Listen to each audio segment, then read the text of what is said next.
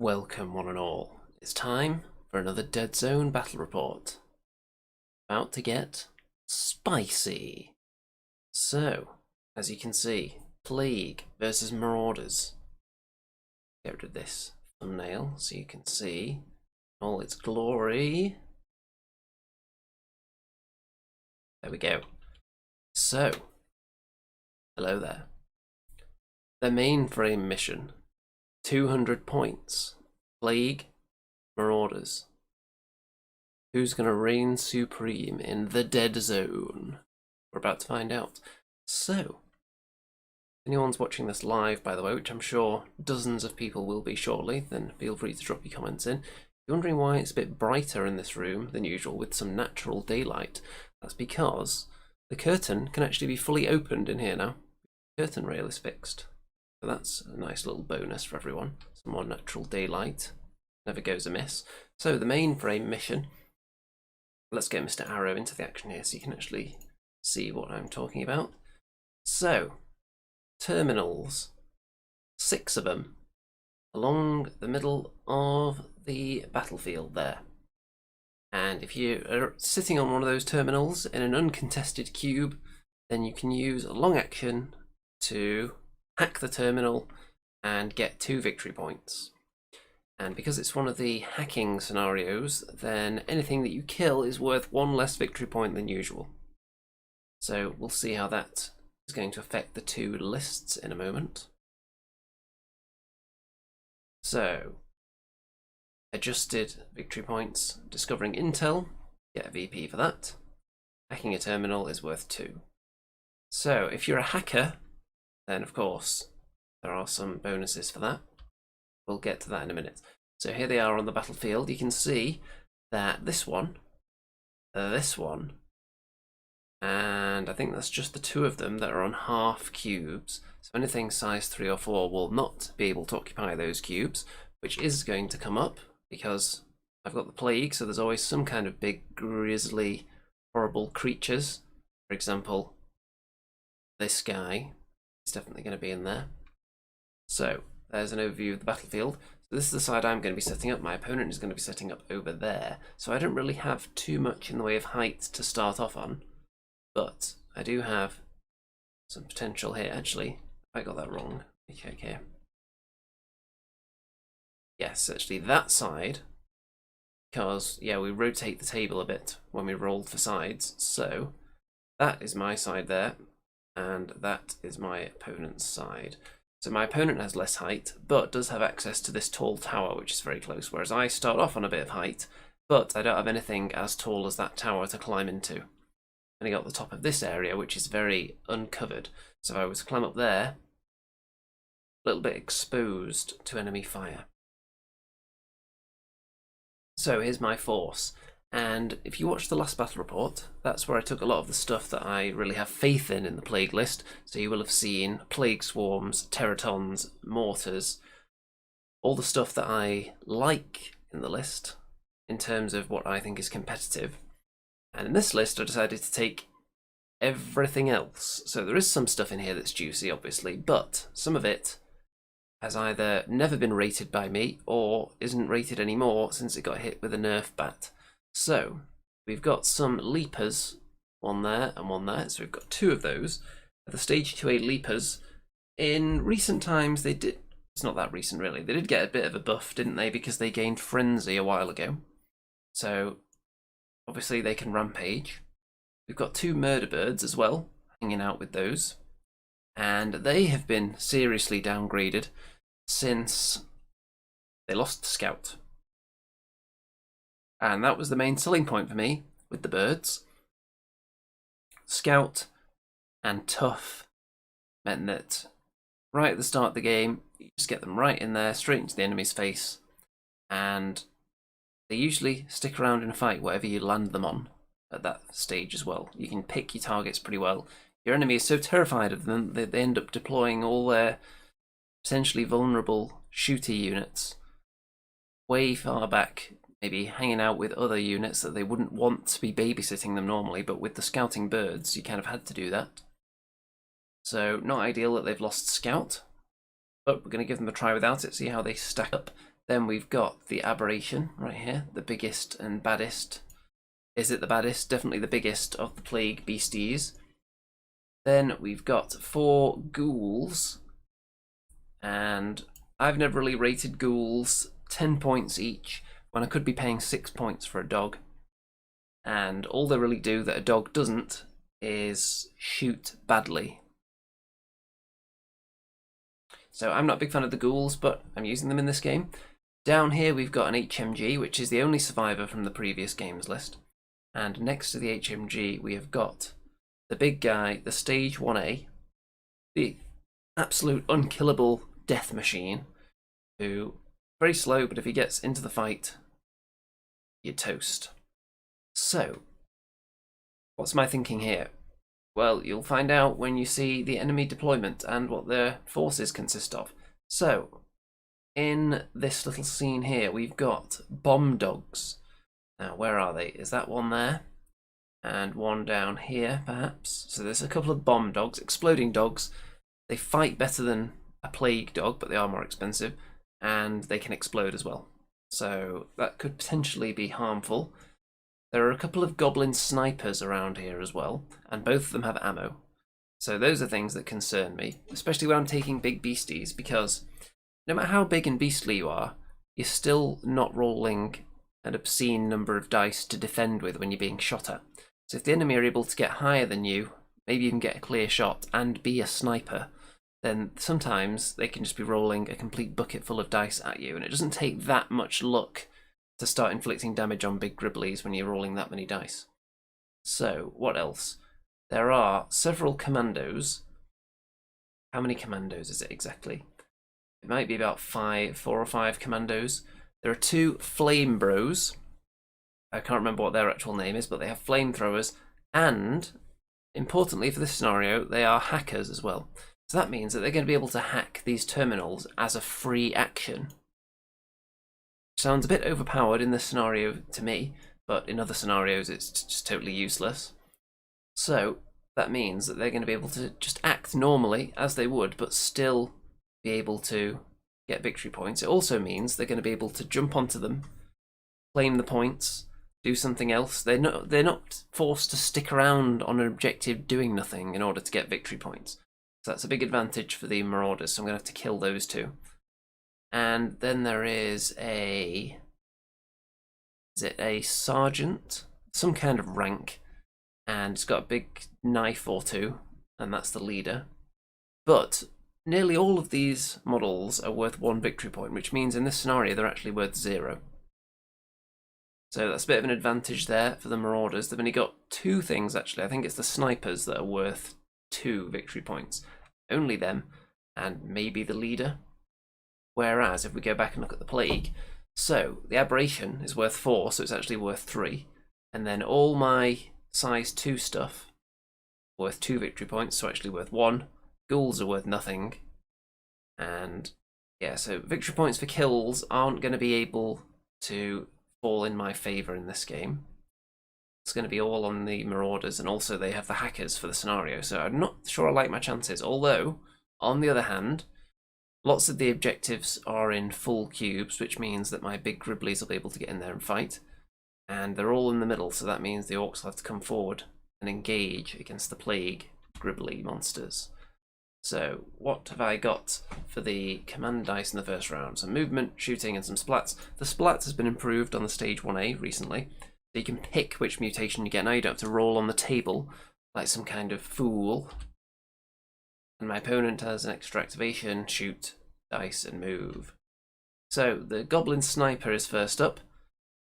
Jumps up there, puts a wound onto the Leaper, which means potential rampage, which for comedy value, I'll accept it as a weakness. And then in the middle, one of the Flame Bros jumps up straight onto the objective. I think he probably used a move dice. And immediately grabbed 2 victory points with a free action, because that's how they roll being hackers. Big stage 1 working his way up slowly. I probably used a move dice on him to get him that far. Another Goblin Sniper jumps up. This one puts 2 wounds onto the Aberration. But like I was saying, if you get a sniper at height with ammo as well, and then probably use an extra dice from the command dice on it, suddenly a bit of a mediocre defense roll and bad things happen. So the Aberration, almost half dead already. Leaper jumps up. The bird, I use the splat on that to give it resilience 1, or resilient 1. So they're obviously going to be a target when they move out there. They're very scary. They can just swoop, gobble up things like snipers for fun. So, of course, I want to make it resilient in addition to having tough, which should make it a pretty tough beaked nut to crack. Then a ghoul moves on to this terminal, so at the start of the next round, if it's still alive, it'll be able to claim that. But what's this? An orc jumps up and guns him down. But then a bird, another one with resilient, using another splat, jumps up onto it as well. A ghoul moving into this one, so next turn again, can't do anything now because it takes a long action to activate those terminals. So my plan is to get all the big gribbly monsters forward, get them fighting, and use my ghouls to just try and get as many terminals as possible. Because killing the enemy is not going to win me the game. It might prevent me losing the game, but it's not going to win me the game. Because I'm not going to be able to get enough victory points via killing the enemy in order to win. So I need to engage with the objectives. I just need to kill the enemy to prevent them killing me and to slow down their victory point gathering exercise. So Aberration is under this bridge here with his wounds. Did not rampage like a ninny and attack my own troops. For now. See how it goes later. And then a leaper picks up the intel, which is nice, giving me a victory point. So, before the game, with the recontest, my opponent won and looked at some of the crates as the reward for that, and then removed one of the crates. So, removed one of them from directly in front of me, which says to me there's something in those crates that my opponent does not want me to get. So the ones he looked at, presumably, were not intel. So I thought, there's probably an intel out there somewhere, so I'm going to open crates, and it paid off. Now that I found it, I'm not going to open any more crates, because there's probably like grenades and ammo, things that like an Aberration isn't really going to think about using, and the ghouls are going to be too busy using their long actions to hack the terminals while they're alive. So, woohoo, a victory point. Then in the middle, a bomb dog jumps onto that one, and then gets suppressed by the HMG who's up here. Nice cinematic angle there. So that's how it looks from overhead in the middle. Most of the objectives have something on them. I've got ghouls on these ones, I've got a bird there. The downed mutt is on that one, and Flame Bro is on there. And on this side there's another exploding dog there. This bird is poised to strike at something. So, next round, you can see, did I take a picture of the victory points? No, it's not that high yet anyway. So, command dice, 3 extra activations, and I think I got 3 initially and chose to reroll one of them because I thought maybe more than 2 is a bit of overkill here. But 3, not going to argue with that, movement and fighting, so that's pretty good. I maybe would have liked another movement dice. And my opponent's got splat, activation, shoot, and extra dice. So, what would I have liked to have done here? So I'm going to be going first. And I've got the opportunity to jump on things and kill them. I've got the opportunity to activate and long action with these ghouls or the bird. And hack the terminals, because even beasts can do hacking apparently, which doesn't make too much sense to me, but they can. And I can only do 2 at a time, obviously, with those extra activation dice. So the first thing I do, I believe, is jump up the stage 1 and jumps up to here and murders the bomb dog in cold blood, but is then exploded down into this hole here, which is actually good, I suppose, because the stage 1's very slow, and that's actually moved him a cube further into enemy territory, and him being pinned doesn't really do anything unless you're going to attack him in close combat, which you would be crazy to do anyway. So even if he has to use a short action to stand up next time, he can only move 1 cube anyway, so it's not that big of a deal him being pinned. Unless an enemy massive terrible monster is planning to attack him in close combat, then being pinned would annoy him a little bit. So, a victory point for doing some hacking. I believe it's this guy because he's got the token next to him showing he's activated. So he has activated the terminal. Got me some VPs. And up here, what's this? Well, the Flame Orc takes out the HMG and a ghoul in one go by setting fire to this cube. Wow, wow. So I paid the price for leaving 2 of them in the same cube there when there were flame dudes nearby. So I've lost 3 dudes now. And victory points for my opponent being racked up by the free action to hack terminals with the flamer. And then he just jumps down here and picks up a grenade. What's this? Looks like a sniper kills the bird. So there was a bird over here, wasn't there? Sniper has cleared out the boyd. Not being very murderous. This guy's going to activate, get me some more VPs. And the leaper from the right hand side is leaping, and I think with the frenzy he actually got an extra bit of movement which allowed him, I'm not sure whether he could have reached this guy regardless, but going after the flame dude that just jumped down from here. And he's wounded from earlier. And the bomb dog I think is going to hack this terminal now. So more victory points being racked up by the Marauders. And the Aberration climbs up there, getting extra movement again with the rampage, and kills the bomb dog, but then, just like the stage 1, gets blown off the tower and lands down there. Doesn't take any damage from it, and is right in the heart of the enemy, but would have really liked to have been blown into this cube here, so he could have fought the Flame Orc. That would have been funny. Goblin Sniper guns down the Aberration that just fell off the tower. Wow, wow. So those snipers are very dangerous. And Aberration, really cool, dangerous and scary, but also only having the 1 armor compared to the stage 1's 2 armor makes him a little bit susceptible to being gunned down. There are a few opponents where the Aberration's extra size would make him nice and survivable as well. Anything that's got really high AP, for example, that would just cancel out the armor of the stage 1. And what's going on here then? So, there's a little bit of a crowd gathering here. I've got the bird down there in this cube, along with the ghoul, assuming that one of them will get shot, so I'll still have someone to hack the terminal next time. And it's just a kind of an uphill struggle for me to get points in this scenario. Killing things is doing nothing for me, and if I'm going to hack, that means I'm not fighting. So we'll see how it goes, but it's not looking great at the moment. In fact, I think that ghoul does get gunned down from here.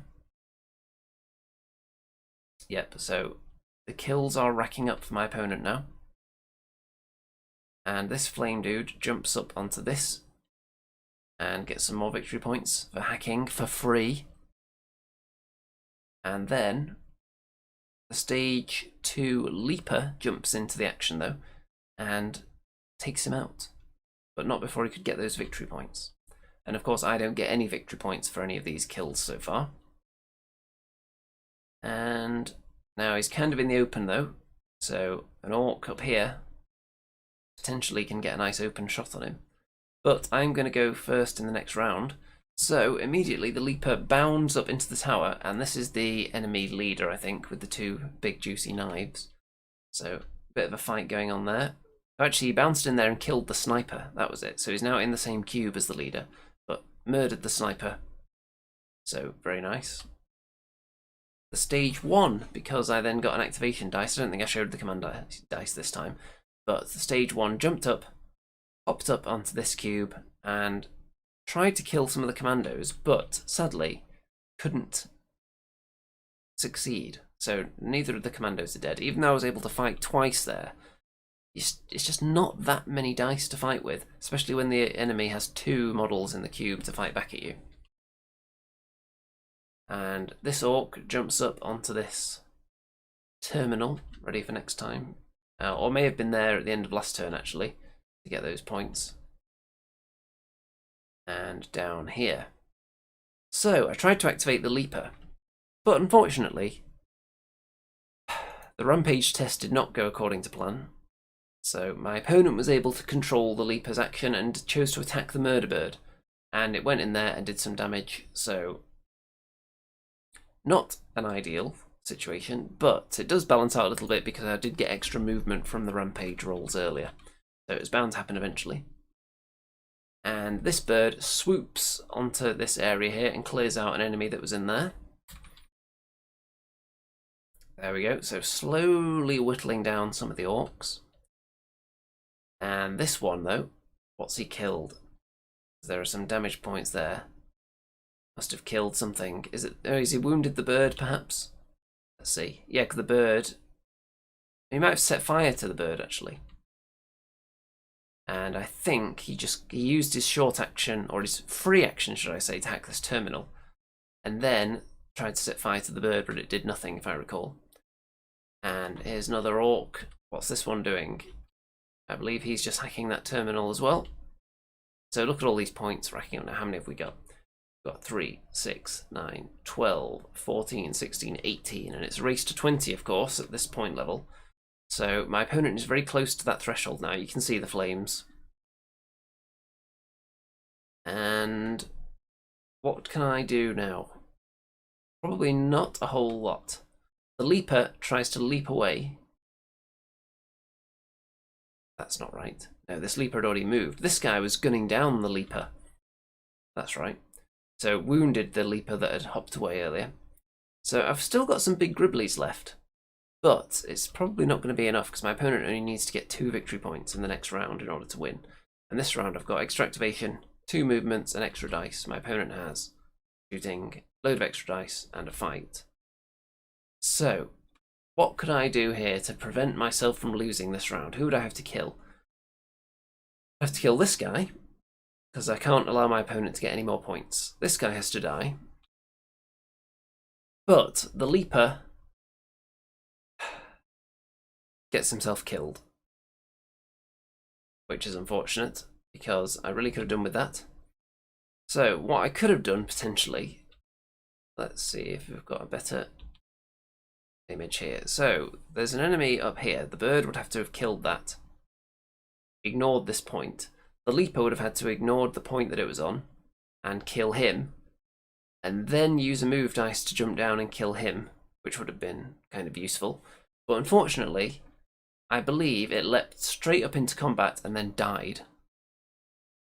So there you go, dead leaper. So definitely not going to win the game now. Stage 1 is going to start eating people though. Because they're piling up the orc corpses, but I'm getting no victory points for them, apart from the occasional sniper. And the leaper and the orc leader are just fighting with pillows really in there, not much being done. But this guy is able to hack the terminal. The sniper, what does he do? Kills off the model that was here. Is that a bird? I think it was a bird. Yeah, there was a bird up there that was killed, I think. So, I've still got the stage 1. This is the amount of points that I've got. Not a lot, and my opponent has a zillion. So, 3, 6, 9, 12, 15, yeah, it's a lot of points. It's more than the required amount, and I've only got 8. Wow, wow, wow. So, what could I have done differently, other than chosen a different list, obviously? I don't even know. I probably could have just focused entirely on trying to kill the enemy, and played for a draw, perhaps. And how could I have done that, you ask? Well, I could have used my ghouls to fire for effect. Instead of the only times I fired with them, I was actually trying to kill things. So I could have fired for effect with the ghouls on the enemies, and potentially made it easier for me to steam in there with the gribblies to kill them. But I didn't see a good vulnerable spot to attack, because I only had the birds and the ghouls with any kind of speed to them. And the Aberration, the stage 1, the leapers weren't going to get there fast, so it would be the birds attacking on their own pretty much. And they don't have scout now, so it would have been a bit late for them to get there. If they've got scout, you don't mind them attacking on their own, because you're hitting early and you can choose your targets pretty much. But I don't think I really wanted the bird to attack a sniper up there when there was an exploding dog right underneath. That wasn't my idea of a good time. But maybe it could have been a good idea to stop the sniper from killing the Aberration. I think it was that sniper that... Was it that sniper that did both the damaging attacks to the Aberration, or did this one do one of them? The one that was up here and then got killed. Either way, it's a lot to invest in killing a sniper. And without scouts, it takes them too long to get there, I think. So, what would I change? The ghouls, I'm still not sold on. So, if I ditched all those and replaced them with dogs, that saves me some points, so I could even take more dogs if I wanted to. And in this scenario, that would have been good because they're not going to be giving up any points when they die. So that would be an advantage over zombies, for example, who in most scenarios don't give up any victory points when they die, which is one of their advantages. But in this one, in any hack-based scenario where everyone's victory points are reduced by 1, then you might as well have dogs, if you know that's the scenario you're playing, because they're still not going to be worth points, but they're actually fast and they can survive a bit better. I am not sold on the Aberration and the Stage 1 as a combo. It's a bit slow. I do like the Stage 1 a lot. And with his improved splat, I could definitely see a place for that. But maybe teaming him up with a Teraton instead of an Aberration. Plague Teraton for some nice extra speed and the ability to strike where I want to. If I'm taking the birds out, losing a bit of speed there, so Teratons would make up for that. Plague Swarms, I definitely miss them when they're not present. Then I don't think they're as survivable as a... Well, they don't have the armour that something like a Leaper has, but they do have tough. Whereas the Leaper doesn't have tough, but it does have the armour, and it is a troop choice rather than a specialist. So, but Armour 1, I always think, surely the opponent's going to bring something with a bit of AP, and that's just going to be a waste of the armour. Whereas the Armour 2 on the Stage 1A, there's not that much bringing AP2 around. What else? The HMG, it's fine, does its job well. I like the fact that it suppresses entire cubes. I didn't get to use it to its full effect in this game, but I still like it as a choice. I did miss the mortar. That would have been nice to land on some of those Marauders in the first round or two, especially things like the bomb dogs and the snipers at the back that I don't want to have to commit to engaging because they're surrounded by other tough stuff. So mortar definitely a miss. So if I was picking my optimal plague list, the mortar comes back in, Teratons come in, at least one plague swarm probably comes in, ditch the ghouls. The murder birds are probably out, sadly, at the moment with the way they are. And anyone out there got any thoughts on the plague currently? With the change to the birds? What would you be taking? 200 points always feels very limiting for the plague as well, because they've got so much juicy, spicy, succulent, tender, moist, expensive stuff that you want to thrust towards your opponent. But you can't take all of it at 200 points. Especially if you take the Stage 1A leader as well for 36 points. Very expensive, which is why I often end up taking the general and then try to just create zombies with him. You do lose a command dice taking the general as well. It's a tough one. I like both those leaders, actually. Not really a big fan of the ghouls, as I said. A lot of choices to be made, but I've got enough in my plague force that I can actually put out a good list. With mortars, obviously. At 250 points, I'm always tempted to put 2 mortars in, because why not? That's just amazing. Okay. I think it's time to wrap up this video. So, obviously, it was a loss. And, oh yeah, my opponent as well. Same one as last time. My opponent asked why he wasn't identified in the previous game, and why I wouldn't have wanted to tell everyone that I got a draw against the UK Deadzone champion. Well, this one was a loss, so it's not quite as much to show off about. But, and you can see that the picture of the bomb dog that I used here is just stock Mantic image, because I didn't get any nice close-up pictures of his miniatures. So as you look at the thumbnail again, get rid of Mr. Arrow there, my amazing Photoshop work, you can see that's just one of the bomb dogs from Mantic's website, along with my Stage 1, Aperia says, yay for keeping it alive. I am keeping not only the Stage 1 alive, I'm keeping the Deadzone community alive, the Mantic community in general, and internet battle reporting. I'm single-handedly keeping all those things alive. With the help of anyone who plays against me. On this occasion, it was Ian,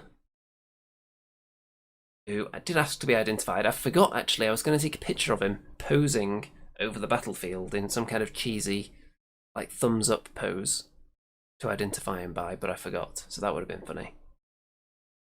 Oh well, too bad. Okay, everyone, don't forget to subscribe. Don't forget to like the video. Only like it once, though. Don't destroy the like button by clicking on it so many times that you risk accidentally clicking on it an even number of times, which would then cancel out and unlike it. That's nice. I just saw a like roll in just as I said that, so it's working. Don't forget to check out all the links in the description.